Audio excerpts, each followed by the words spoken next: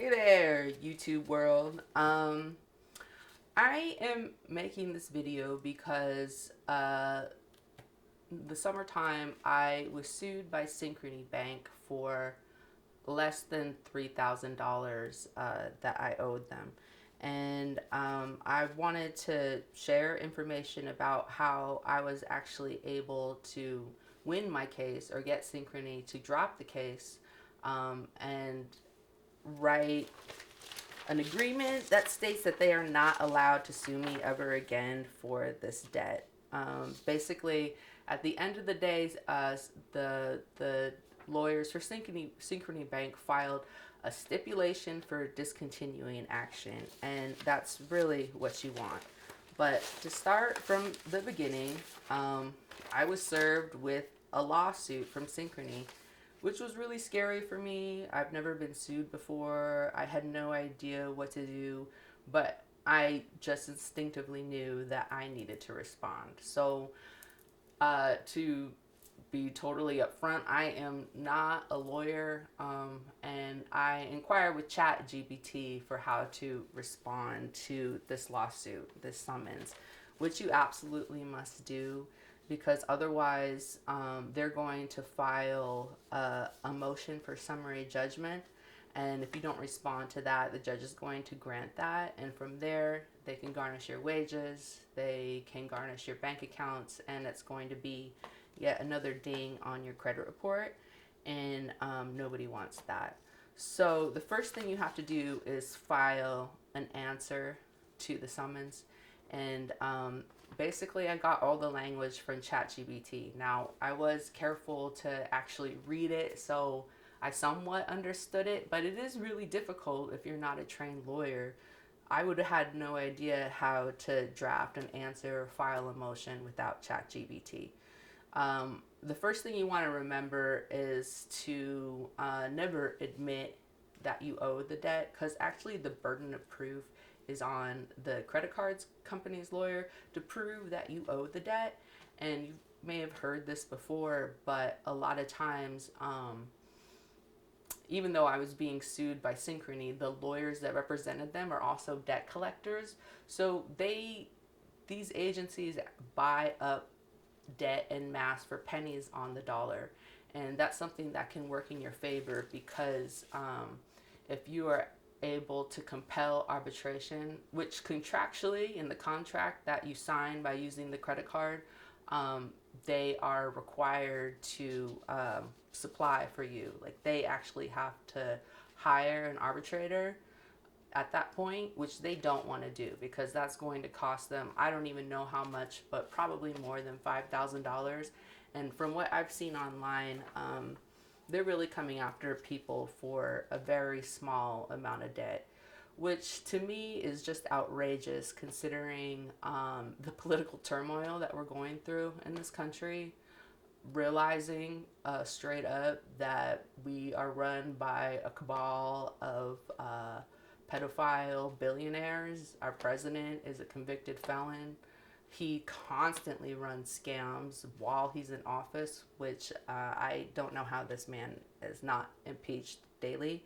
So for me, this is really a way to fight back against the system that completely wants to bleed us dry because most of us, you may want to you want to respond to the letters that they send you. I was just ignoring the debt like a lot of people because I didn't have the money to pay it back. But what I've learned is that you really should respond to those letters that they send you. But you don't want to admit that you owe the money that they claim that you do. So for my answer, I'm just going to read it to you. It's a general denial and denial of contract. And then paragraph by paragraph, I made responses, to each of the claims that is put in paragraph form in the lawsuit. So I responded to each paragraph in the lawsuit. Defendant, me, I was defending myself pro se, denies the existence of any contractual agreement with plaintiff. Defendant demands strict proof of the existence of such agreement, including the original signed documentation as required under the law. Paragraph 5. Defendant denies owing the debt alleged by the plaintiff and demands an itemized statement of account and strict proof of the plaintiff's right to collect on the alleged debt, including but not limited to the original signed contract. Paragraph 6. Defendant denies that the defendant breached any terms of an agreement with plaintiff. Defendant affirmatively states that no contract was ever signed with plaintiff, which is true, and therefore no enforceable agreement existed. Defendant demands that strict proof of the existence and terms of any such agreement, including the original signed documentation as required by law. Paragraph 7. Defendant denies that the plaintiff made a lawful or enforceable demand for payment pursuant to a valid contract. They did, but I denied it. Defendant further denies that there was any obligation to make required payments as alleged. Defendant states that a single payment in the amount of $77 was made, but does not constitute acknowledgement of any debt or agreement. So that was a $77 payment that I made when I was trying to repay this debt. But the way things were going, the way things continue to go, I do not have the money to pay back this debt. Paragraph 8, a lot of these debts are charged off. That's how debt collectors are able to buy the debt for pennies on the dollar. Paragraph 8, defendant denies that plaintiff had authority to charge off the alleged account. Defendant did not authorize or consent to such action and further denies that any valid contract existed between the parties permitting such a charge-off. Defendant demands strict proof of plaintiff's authority to take such action, including the original signed agreement and all account documentation. Paragraph 9. Defendant denies that plaintiff is entitled to judgment in any amount and denies the balance claimed. Plaintiff has failed to provide documentation proving liability, the existence of a valid contract, or legal standing to enforce the alleged debt. So these are all things that you should understand when you're answering the summons and filing your own motion. Also, within the affirmative defenses, you can actually ask to compel arbitration in that part of your answer, which I didn't immediately want to know. If your debt is under $5,000, perhaps even more, you're really going to want to go into arbitration, compel arbitration with the debt collector, because like I stated before, they don't want to do that. It's going to take a lot of time and it's going to cost them a lot of money to hire an arbitrator, to negotiate, to mitigate that. So, I guess I'll go through my affirmative defenses, but again, these were, this was language that ChatGPT gave me. It was even formatted for me. And, something that I learned in the process is that ChatGPT isn't going to give you the right font or font size. Really, all of your answers and motions should be in Times New Roman, 11 point. It just makes you look more professional, like you know what you're doing. But this is all Arial. I didn't start using Times New Roman until later in the process. But again, you want to inquire with ChatGPT how to compel arbitration in your answer to the summons. Otherwise, you're going to have to file a motion to compel arbitration. And if you wait too long, that may be denied by the judge because you've already engaged in litigation at this point. So compelling arbitration is actually the first thing that you want to do. And in the contract that you sign by using the credit card, there's always a clause that allows for you to compel arbitration. So know that that is your right, and that's really what you're fighting for. So I'm just gonna read the headings of my affirmative defenses. Otherwise, we're just gonna be here all day reading, and this is language that, although I understand it, I would have had no idea how to put together. Some people pay for solo suite to put together their answers and motions. I really don't have the money for that either. I wanted to do it myself, and ChatGPT allowed me to do that. So for the affirmative defenses, no valid contract, insufficient documentation, improper charge off, payment or partial payment, mistaken identity, account error, because they had a misspelling of my street name. So you may not do mistaken identity, but in my case, I'm going to put it in there. And failure to provide demand. Plaintiff has failed to provide proof that a proper and lawful demand for payment was made prior to the commencement of this action. So, they really tried to come and get me because after I filed the answer, the lawyers for Synchrony actually filed a motion for summary judgment, which I also responded to, and I'll read you that as well. So that's why you want to try to compel arbitration in your answer to the original summons, because you don't even want them to get to the point where they're trying to get that summary judgment, get the judge to rule that you owe that money, and then they start garnishing your wages and fucking up your credit. So, like I said, after I filed the answer, I didn't put in an affirmative defense to compel arbitration, which is my right, because I didn't know. So it was really a learning experience with ChatGPT. I am a ChatGPT lawyer, not a real lawyer. So I was learning as I go, and I hope this video is clear. It kind of feels like I'm reading off the paper. It makes sense to me, but that's because I spent so much time, putting the answer and the motions together. And that's a process that's good for you to go through. It's going to take time, but you really want to get rid of this lawsuit because you don't want it on your financial record. So after they filed a motion for summary judgment, I filed a defendant's affidavit in opposition to plaintiff's motion for summary judgment. And then I, Adele, being duly sworn, depose and state as follows. I am the defendant in this action and submit this affidavit in opposition to the plaintiff's motion for summary judgment. I'm not going to read all of the paragraph. I'm just kind of like giving you a sense of what it looks like. Plaintiff has not produced the signed card member agreement or evidence I accepted the terms of any alleged agreement.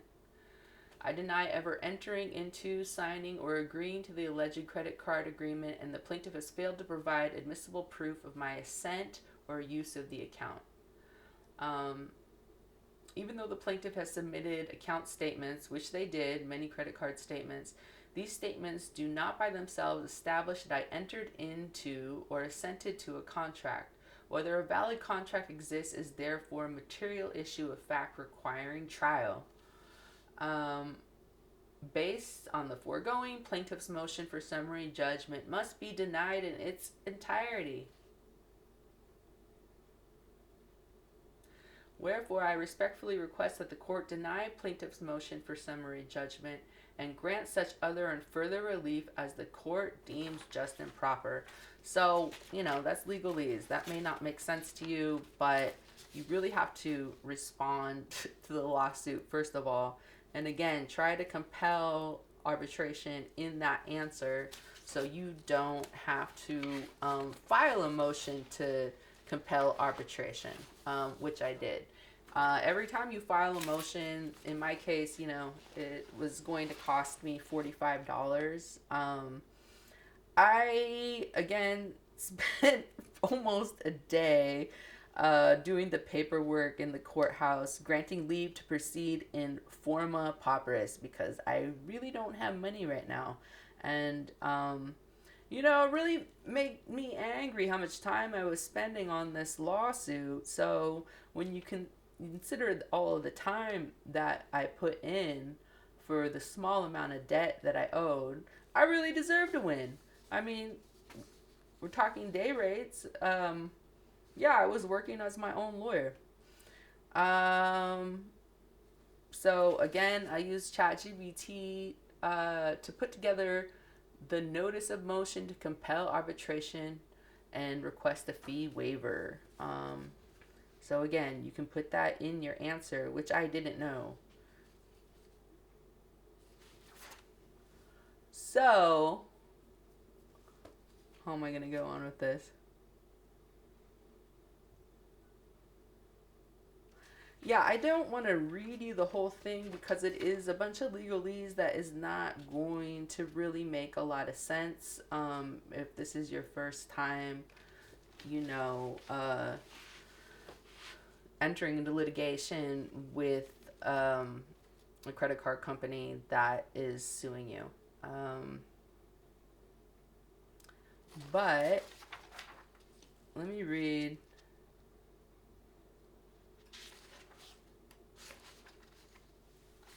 The last request, enforcement request.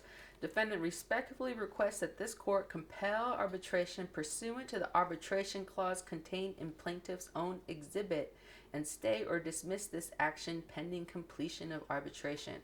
So, what will be included in the lawsuit or the motion to compel summary judgment is the actual contract that you sign, that you agree to by using the credit card. And within that contract, you should really find it and include the contract with your motion to compel arbitration or the answer, because there is going to be language in there where you are allowed the right to compel arbitration with the credit card company when you go into default and the debt is charged off. So basically, because I filed my own motion, we actually got 2 court dates. The first date dealing with the summary judgment, or my opposition to the summary judgment, and the second date dealing with the notice of motion to compel arbitration. If you are able to, when you include the language to compel arbitration in your answer to the lawsuit, you should really only get 1 date. So honestly, when we went to court the first time, I was really surprised at how unprepared the lawyer for Synchrony was. He didn't even seem to know that the case existed. That's how many people they're suing right now. They're just suing everybody that owes them any amount of money, small to large. So that's why I think it's really important to fight them, because a lot of times people are just too scared to do anything. It is really scary when you're served. I'd never been served before, and it's kind of the reason why you don't answer the letters to begin with, because you don't know what to do. You don't have any money to even, put in an offer and compromise, which I really don't right now. So I'm actually kind of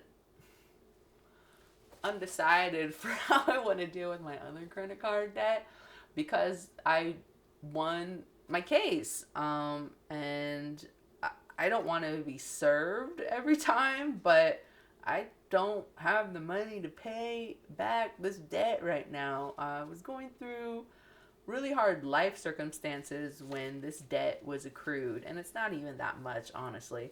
But I was needing to pay a lot of money for housing at that time. So that's really where all the debt originated from. I was ready to fight Synchrony in court, and I put together like a whole script for what I was going to say. But okay, so let me get back to the first court date. Because there were 2 court dates, the judge actually adjourned the hearing for a week, which the second court date was scheduled for. And I guess in that time, the lawyers for Synchrony really didn't want to deal with me anymore. They didn't want to take the chance that the judge would grant arbitration, which is your right. So they just decided to drop the case altogether, with prejudice, which means that they can't sue you again for that debt. So, but I'm just gonna read you some of this script so you kind of understand, what your arguments should be when you are answering a summons and filing a motion to compel arbitration. Basically, this was my main statement. Your Honor, this motion relies on conclusory affidavits and unreconciled business records that is insufficient for summary judgment. So this is when I was trying to get the summary judgment dismissed. Court argument. Plaintiff has failed to make a prima facie showing of entitlement to judgment as a matter of law. Key phrases: no prima facie showing, conclusory affidavit, CPLR 4518 not satisfied, CPLR 3212 not satisfied, triable issue of fact, unreconciled payment. Core defects in their argument: contract formation not proven. A generic agreement does not equal assent. Records not tied to this account. Once the movement sets forth prima facie case, the burden shifts to the defendant to produce evidentiary proof. So this is what they argued, because they actually got some employee, this is in the motion for summary judgment, to be a witness to my case, but they still didn't have the individual facts from my account. They're basically relying on generalized facts for how most delinquent accounts go. So they were saying that I am one of many, and that they could use the generalizations of debt owed to prove that I actually owed this debt, but they didn't have sufficient evidence to prove assent. Again, plaintiff alleges breach of contract. Plaintiff's affirmation and annex documents are sufficient to establish entitlement to summary judgment. Okay, this was what I was going to say. Your Honor, plaintiff's claim that its affirmation and annex documents establish entitlement to summary judgment is conclusory. To prevail on breach of contract, plaintiff must establish the existence of a contract, breach, performance, and damages. Plaintiff has failed to establish contract formation, relies on conclusory assertions of default, and has not proven accurate balance owed, particularly in light of an unreconciled payment. That was the $77 that I paid. That was not reflected in my account. Plaintiff has not met its prima facie burden. So, one sentence shutdown. Again, I used ChatGPT to help me put this script together. Plaintiff's conclusion does not substitute for proof of the elements of breach of contract. So, John Canless was the employee that they had signed an affidavit saying that he was a witness to my debt. John Canless, an employee and senior media representative for plaintiff, states that defendant entered into a credit card agreement with plaintiff which required her to make monthly payments. Argument. My argument. Reliance is missing or conclusory here. Unlike in Con, the opponent here merely recites familiarity with record-keeping procedures, but does not establish actual reliance on the annex record in the regular course of business. Plaintiff relies on conclusory statements. Plaintiff and defendant entered into a credit agreement. That is a legal conclusion. Defendant promised to pay. Again, a legal conclusion. Defendant is in default. Legal conclusion.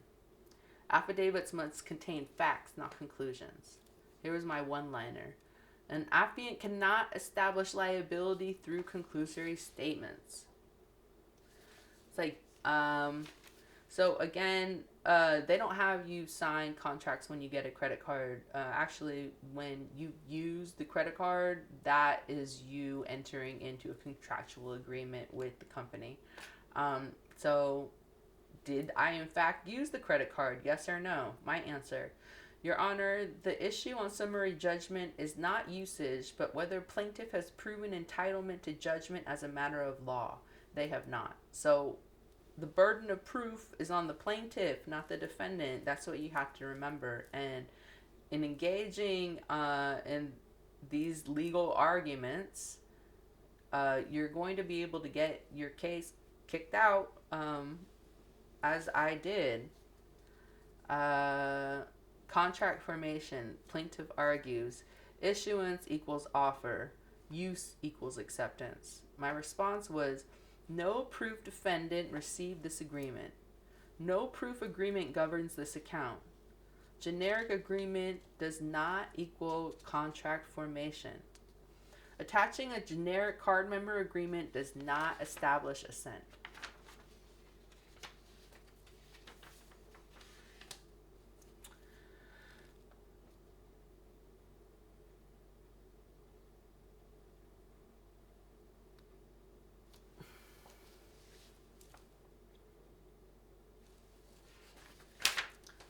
So what more can I tell you?